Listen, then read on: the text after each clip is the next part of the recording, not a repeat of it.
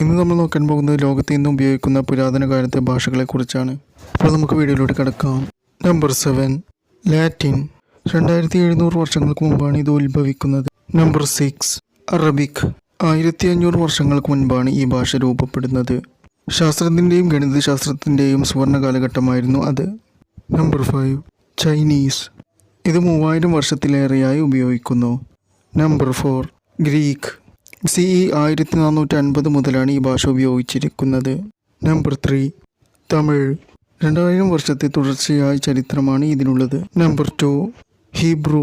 3000 വർഷങ്ങളോളം പഴക്കമുള്ളതാണ് ഈ ഭാഷ. നമ്പർ 1 സംസ്കൃതം. എല്ലാ ദക്ഷിണേഷ്യൻ ഭാഷകളുടെയും അടിത്തറയാണ് ഈ ഭാഷ. 3500 വർഷത്തോളം പഴക്കമുണ്ട് ഈ ഭാഷയ്ക്ക്. അപ്പോൾ നമ്മുടെ വീഡിയോയുടെ വൈൻഡപ്പ് ചെയ്യുകയാണ്. അടുത്ത നല്ല വീഡിയോയുമായി വീണ്ടും കാണാം. Thank you for watching.